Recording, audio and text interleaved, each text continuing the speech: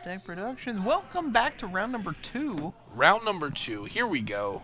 How about some 5-color Bring to Light versus some green-white Bogles? How do you feel about that? I'm into it. Is green-white the only Is there another Bogles deck? I mean, you can make whatever colored Bogles you want. Well, green, they have to have the Boggle. You have to have multiple Bogles. Oh, yeah, right. You could Glade Clover Scalp. Like, you could run mono blue Bogles. You can do Bant Bogles. Blue Bogles. Just play Slippery Boggle and Unstable Mutation. Getting it. You can do Bant Bogles if you wanted to bring Geist of St. Traft into the mix. Yeah, I don't think you want to try to have 3 lands with this deck. Concur. I think 2 is kind of where you want to draw the line. 3 if one of them is a Horizon Canopy. How about that? Yeah, I'm pretty sure I've lost a good 80% of the games I had 4 lands in, play. Well, you only run 16, right? 17 if you run a Dryad Arbor. Hang on, I'm trying to think about how I built it when I played it. I played 4 Temple Garden, 8 fetches. It's 12. 4 Horizon Canopies and 4 Razor Ridge Thickets. So there's 20 in there. Okay. Yeah, I would probably cut some of those if I were playing that deck. You can cut Temple Gardens to add forests and plains. And then you can cut a Razor Ridge Thicket to add a Dryad Arbor, which seems counterintuitive. No, it's not counterintuitive at all.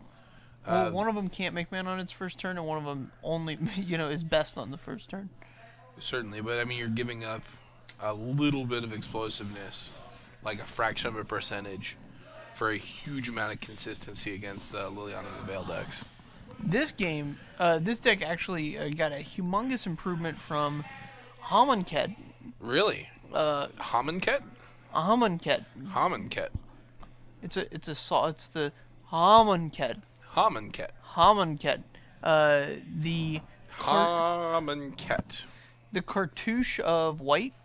Cartouche of Solidarity. Solidarity creates a little soldier token. Little fella. Little solid, a man of solid, which puts 2 creatures on the board. That costs 3, right? It costs 1 white. It's real good. Wow. It's exactly what the deck wants to be doing. So you had these. So wait, this costs 1 white. Give us +1/+1 first strike and soldier token. Yes, and so that protects you against Liliana of the Veil quite nicely. Wow. Wow. Yeah. And so you've got these flexible spots where you play Umbras. So you play 4 Spider, 4 Hyena, and 4 not Snake. What's the third Umbra you play? There's another green one. There's another green one? I missed. Anyway, you can take out some number of those depending on how you're feeling or what you think the metagame's going to be. It's definitely a deck where you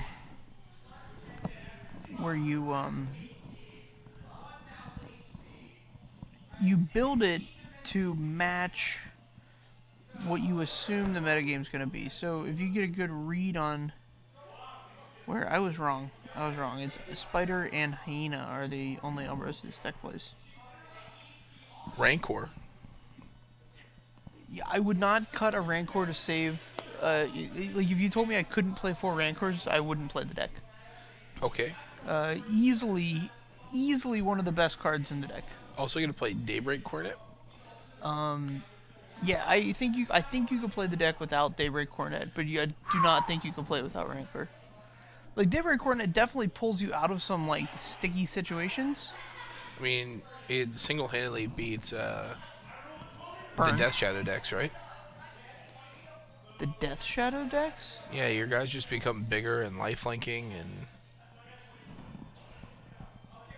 Vigilant. Yeah, there's just nothing they can do. Sure. Whereas if they were just giant, They just get a giant. Oh, there's a good one too. Ethereal armor. Ethereal armor. Coming for 2. I hope he plays another enchantment. That's what I want to do.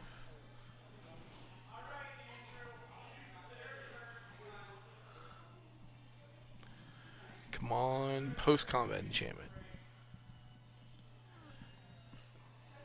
Having elf seems loose at first glance, but I know Corey Davis plays some land enchantment, so that might not be a terrible call.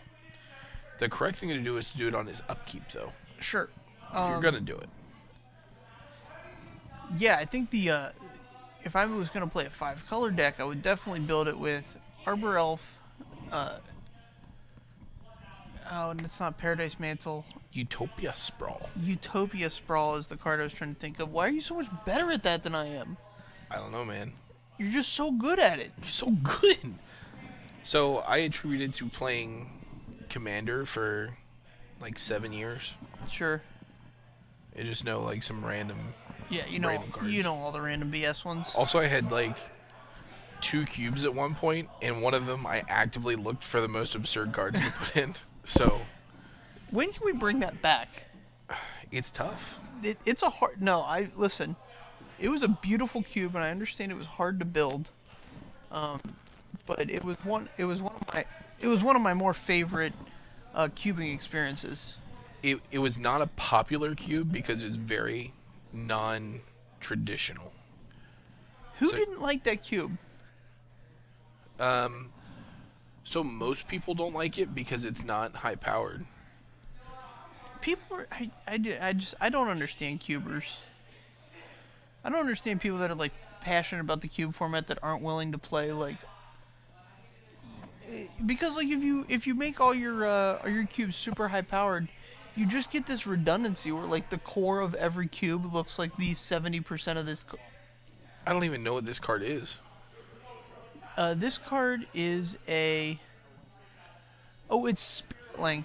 It's Spirit Link. So what this does is it gives the creature lifelink, but it sets up a trigger for it instead of actual lifelink. Right, so you can actually get double lifelink. Yeah. And there's the cartouche of white that you were talking about. So this tells me the fact that he played both these spells tells me he had another enchantment last turn. Right. It was just valuing the pathway too highly. In this deck, Path to Exile is like literally just the card. If I die with a Path to Exile, you got me. I'm interested in killing you.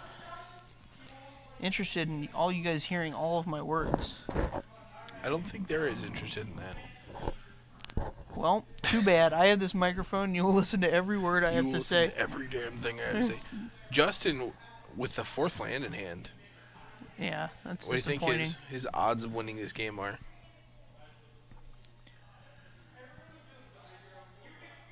I literally have no idea what Corey's deck is capable of.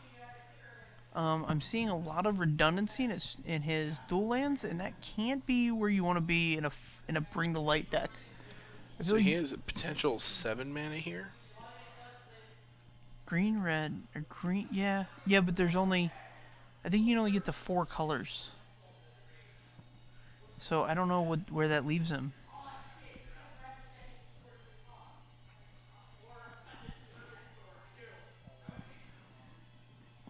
Yep, here we come. So the ethereal armor here is what's really doing the work. It's +4.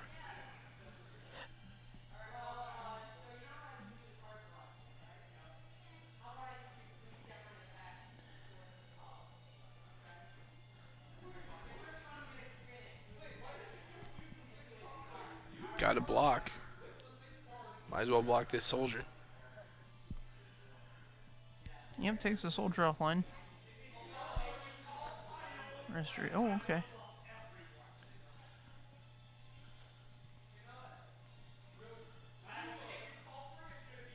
So now he goes to 2. Justin's going to go to 27. I don't know that matters. I assume that a Bring to Light wins the game here. Any Bring to Light, any Kiki Jiki. Well, he has to Bring to Light for 5. And Correct. he can do well, 1, he's 2, about 3, to fetch 4. here. Yeah, he can get the 5th land off the fetch. Correct. Or the 5th color. Utopia Sprawl, when it comes into play, you name the color it makes, right? And then it's locked in. We can bring it up right now if you want.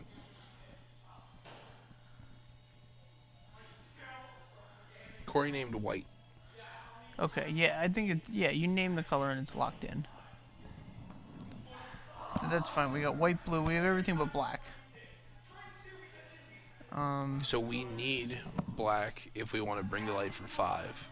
And he's at 1 life, so no fetch land helps him here. Right.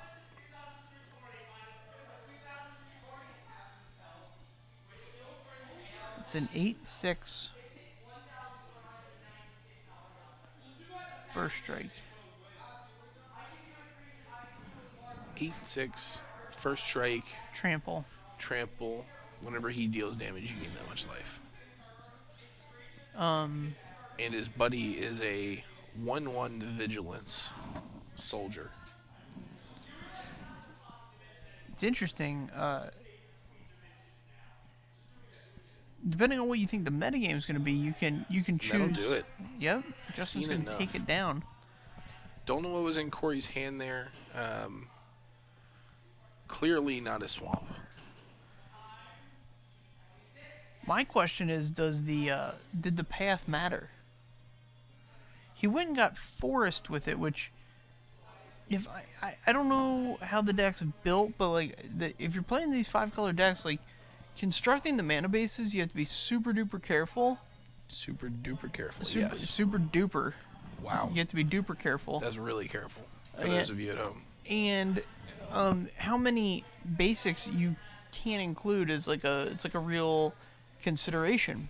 Right. I typically want at least 3.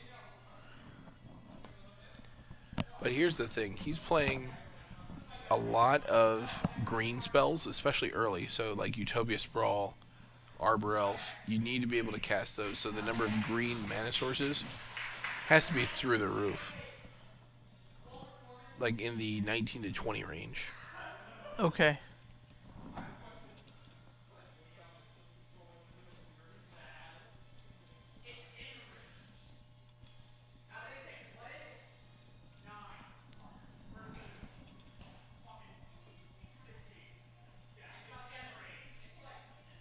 Yeah, so you get four shocklands that all make green and another color. Right.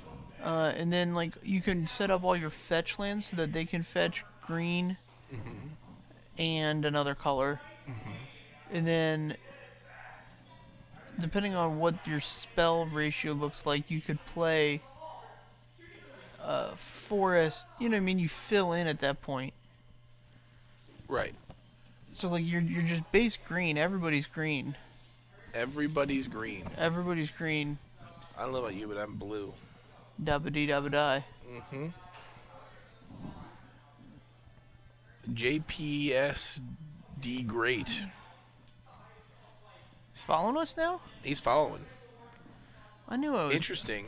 I feel like he tried to do JD is great, which is me, and accidentally hit a P, but I forgive you. The sentiment is there. You're pretty great. I'm often told that. Your mom thinks so. My mom definitely thinks so.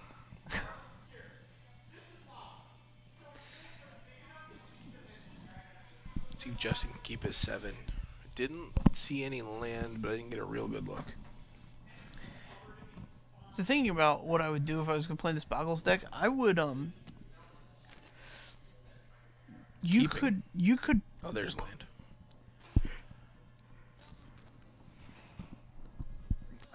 I think you could testing. I think you could play 1 copy of the green-white cycling land. Ooh. I think you could do it. Whoa. Not happy about that one.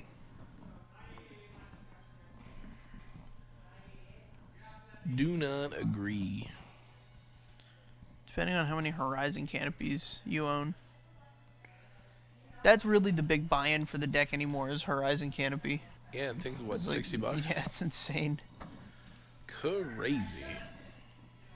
Down here, GameSwap Mason, you got plenty of Horizon Canopies. Oh, do they? They do. I'm gonna go buy some. Buy into Bogles. This is my kind of magic. This deck is so far from anything you would ever play. Yeah, it's Holy smokes. Are you ready for this? I'm ready. My body's ready.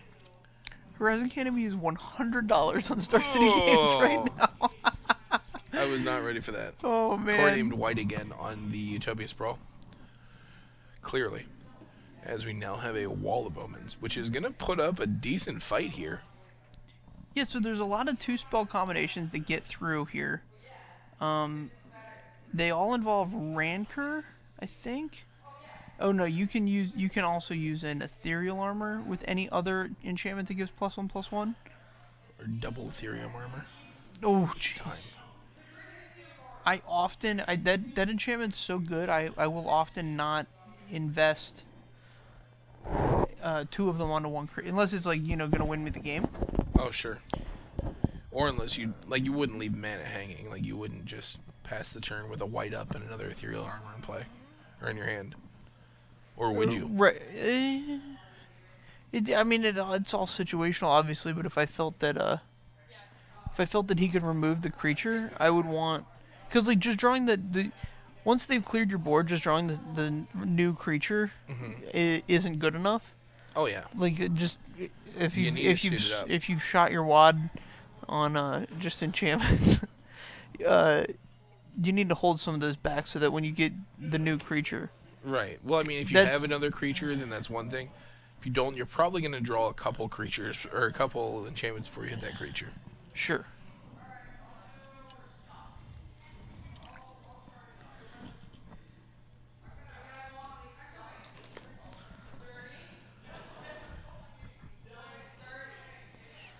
Overgrown Tomb. Okay.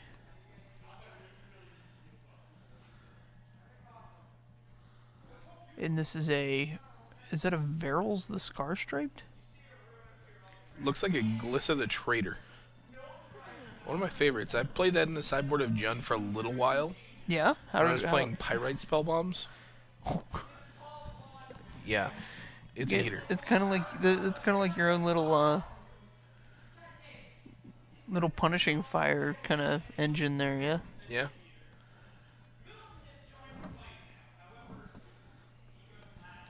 I never had to play against that engine, and I've always wondered how oppressive it really is. It feels very oppressive. Okay, just checking. Back when I was like actually trying to grind SCGs, I played Legacy Jund, which had that, and just that engine won me so many games. Sure.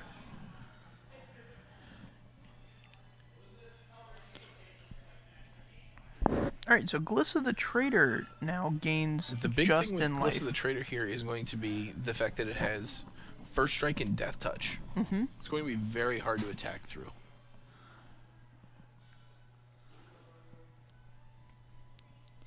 Yeah, I'm surprised he used the enchantment here. Path is where you want to be.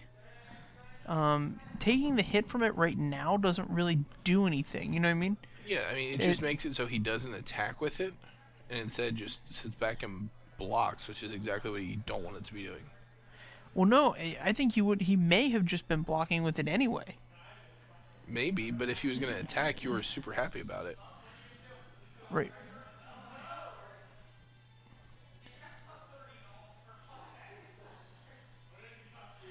So we've got to bring to light for the full amount.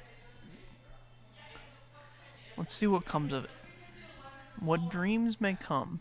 So it depends on what's in his hand. If he has a Restoration Angel in hand, or a Deceiver Exarch, he can Kiki Jiki here, make a copy of Arbor Elf, double untap this Utopia Sprawled Forest. I guess he doesn't. Gets white. Well, he can untap the Utopia Sprawled Forest and... right, to get the Restoration Angel, or the Breeding Pool to get Deceiver Exarch. And then the piece in his hand, cycles the Kiki Jiki out. So okay. Witness. So we've Man. selected Eternal Witness. That doesn't make a whole bunch of sense. Well, it just shows that he's super comfortable sitting behind this Glissa and grinding this game out. I can't imagine what's in Justin's hand here.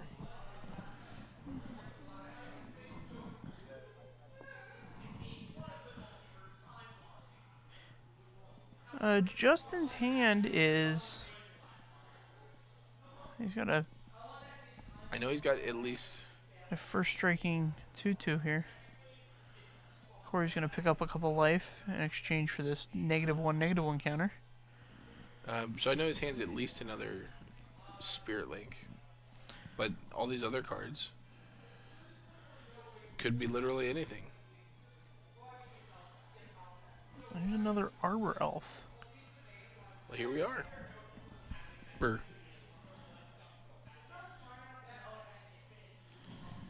Alright, so we've got, looks like, another Spirit Link and 2 Daybreak Cornets.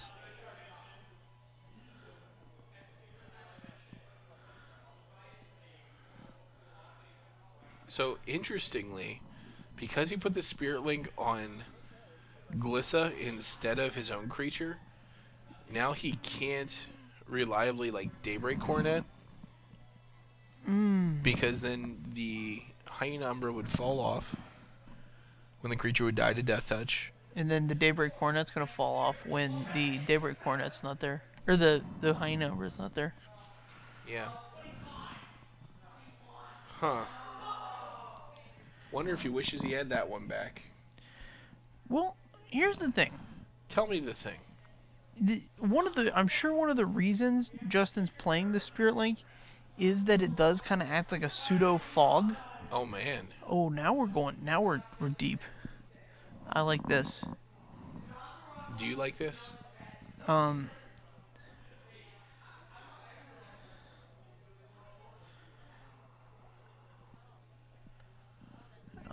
So Justin's explaining he's got 2 Umbras, and what it is it's a replacement effect. And when you have 2 replacement effects trying to replace the same event, the controller gets to choose one. Right. Anyway,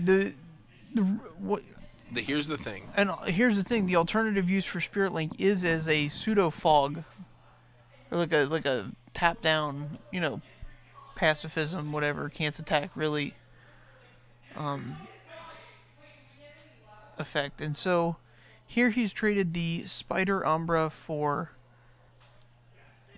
Glissa, Spider Umbra, and Spirit Link for Glissa. I get that it is what it is. It is what it is. He trampled over for a bit. 2, I believe. So there's that. 3. Would have been 3. So now we're going to have the Daybreak Cornet starting to come down. Yeah, and this is a big turn for Bring to Light here. He's got all the mana he could ever want. He's got to Bring to Light in hand. He's got to Bring to Light in hand. I mean, if this position's not where you can win the game from, I don't know why you name your deck that. So, I guess a move he could make right now is he could Bring to Light, name, and get the Kiki Jiki, and then use the Kiki Jiki to tap or to copy the Eternal Witness and get back to Bring to Light. Yeah, it just seems like it's And not then- doing much. Like you're just spinning your wheels. You're giving him another turn. So the 2 Arbor Elves make 4 mana. 5, 6, 7.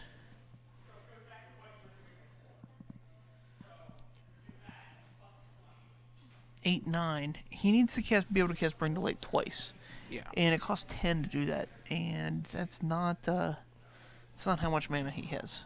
It's not? No, he has less mana than that. Shucks howdy.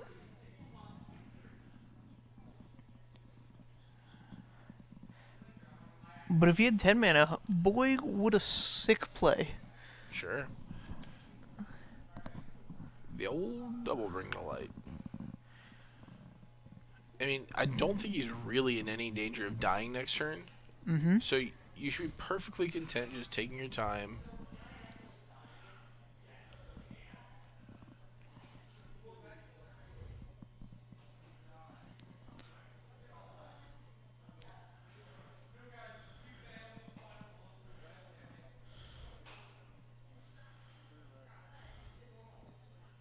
Three red, green, white. Oh, he has Kiki in hand. Interesting. So wait a minute. I'm trying to think of his last turn. He just drew it because his only other card is Bring the Light in hand. Okay.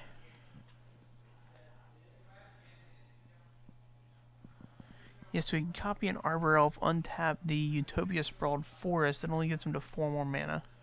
So you just pass, make a copy of this Wall of Omens, correct. and then double block. And then you just win the game with the next turn at your leisure.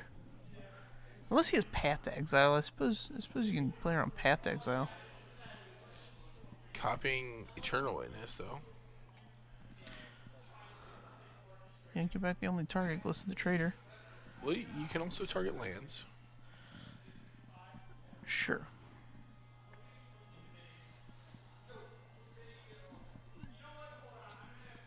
Down to 17. Oh, he's got multiple cards in hand. One of them's Glissa, the other one's Bring the Light. I see. I'm wondering if he should have cast the Bring the Light to keep the sensitive part of the combo in his hand. So, alright, so yeah, it does. I mean, Justin can go to like a gajillion here. No amount of life matters. Yeah, I would, Everything is nothingness. We all die alone in the end. Oh yeah, the Void will envelop us all. Doesn't matter how much life you have.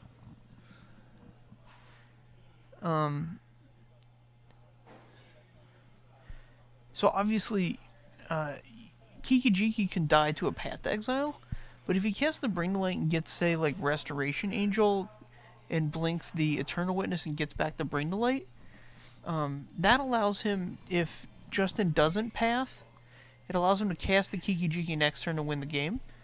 Whereas the line he took here, he's got Kiki in play, and he gives Justin a whole turn cycle to Path it. Right.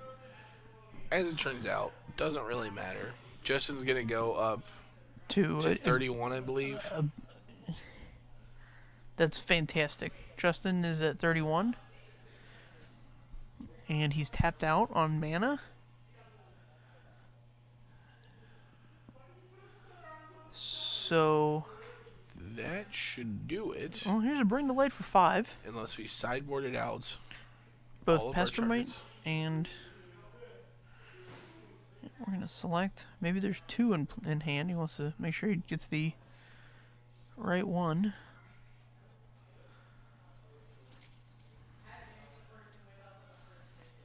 Yeah, Restoration Angel. Perfect.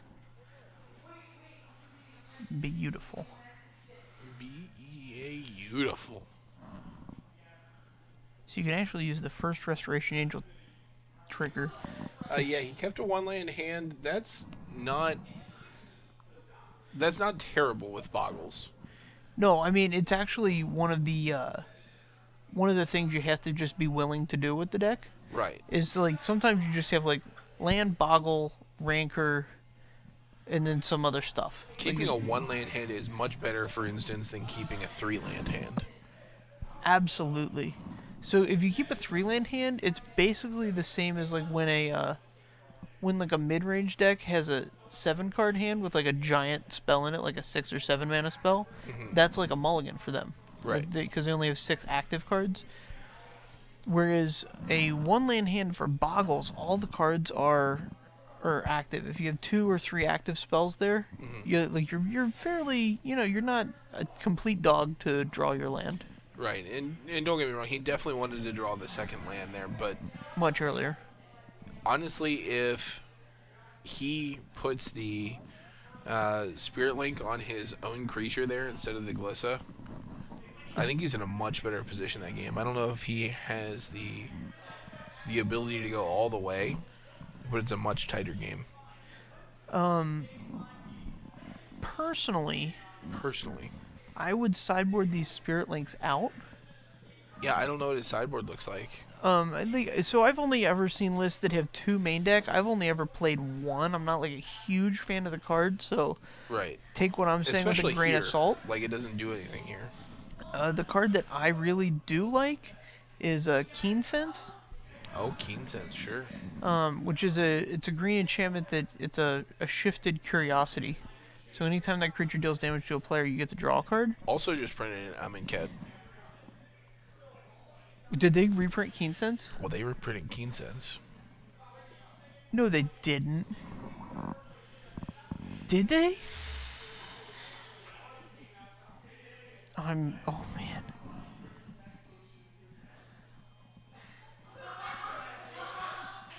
Listen, no, it's only in Plane Chase.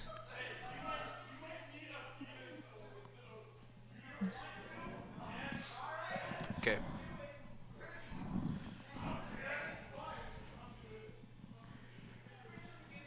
Planar Chaos, Planar Chaos. Planar Chaos. Did they print a card that's like Keen Sense? They printed that instant that gives all your creatures Keen Sense. Right. Or it's a sorcery. Is it a sorcery? It might be a sorcery. It's bad either way. Bad either way, man. No, I am, listen, I'm looking for any excuse to build like a 28 creature 4 prepare to fight like like standard deck.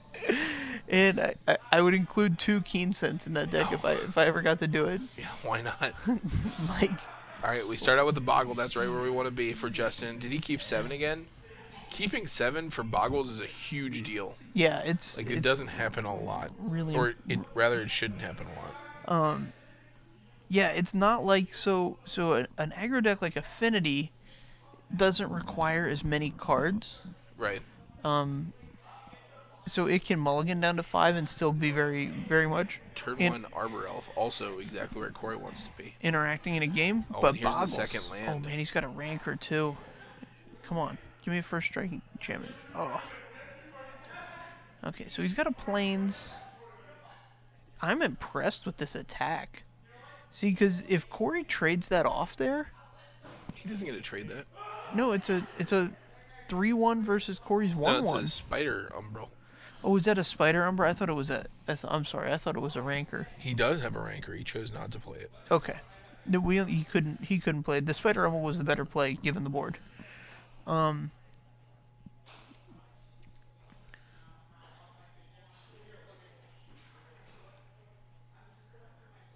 But yeah, he's got Daybreak Coronet follow up here, which is I mean I don't know if he'll go to snap it off or not. And if he draws a third land, which is typically not good, Daybreak Cornet plus Rancor is a huge deal here. Yeah, I mean that basically wraps the game up. I mean, Corey doesn't have enough time at that point to come back into a game where he's facing down a, let's see, 3, We'll see. 6, 7, a 7 power Vigilant First Strike Trampler, I've heard that this lifelink. Bring a Light deck is very capable of winning on turn 4. That's interesting. I'm wondering, the cards I'm interested in, so obviously we have 4 Bring to Light, a Kiki Jiki or 2, a Restoration Angel, a Pestermite maybe. I'm interested in the cards that surround it. So here is a...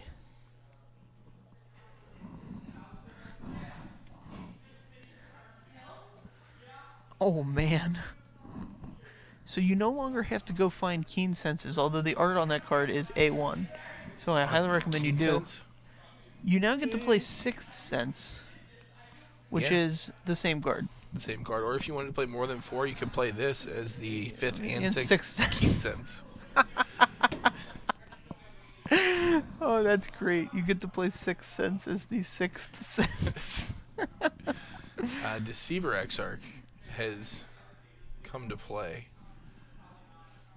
Yeah, Deceiver Exarch. Did you just play... What's going on here? Oh, that was end of turn. Was it? How could it... He's on the play. So, Justin, turn 1, Boggle, turn 2, plays Spider Umbra, right? And Justin's on the play? Because Corey won last game? Yep. Okay, so that would make this Corey's third turn. It's his third land. Well, then what did Justin do last turn? Because Justin's on the play. I don't think Corey could have... Corey turn 1 to the Arbor Elf. Turn 2 to the Deceiver Exarch at the end of Justin's turn 2. I guess Justin's on the draw. Huh. That's what we get for messing around.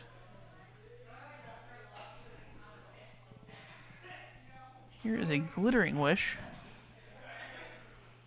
So this card's going to let him go into his sideboard and find any gold card. Oh, Jess was on the play, but turn 3 did nothing because Corey, I guess, upkeep tapped his land. Oh. Oh, okay, that's a heads-up play from Corey. I like it. You got a full time walk out of that card. Oh, yeah.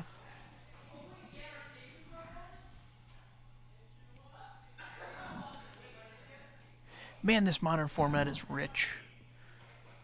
I mean, look at this. Look at these things we got going on right now. Look at these things. So he had a Glittering Wish.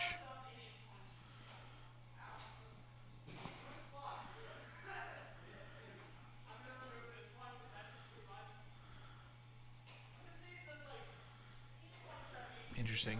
Chooses the Overgrown Tomb here. I guess he has every other color mana. That makes sense.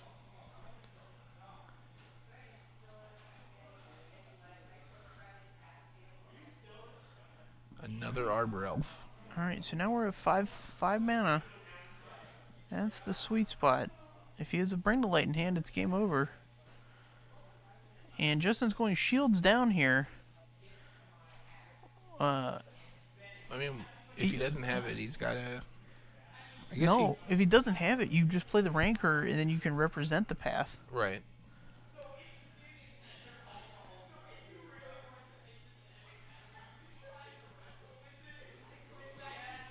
Yeah, but if he's not even going to represent it, you're just going to lose the game. There it is. That's the game. Here's a Kiki come out of the deck.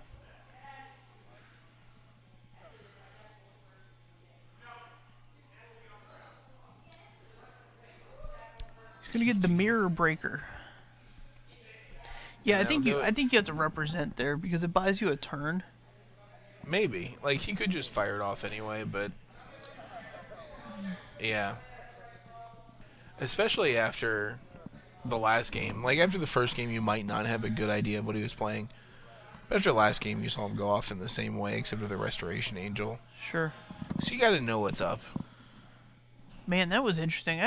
This format's great. You show up to a local and play a Bring to Light deck, and, you know, I think that's a good time. Good time? Yeah, I mean, I think the format's full of decks that I wouldn't want to play 15 rounds at a Grand Prix with. But there's 40 decks that I would play 4 rounds at a local with. Oh, wow. Okay, cool. Well, hopefully we're going to see 2 more of those such decks here in about 15 minutes. Come back around, we'll see you.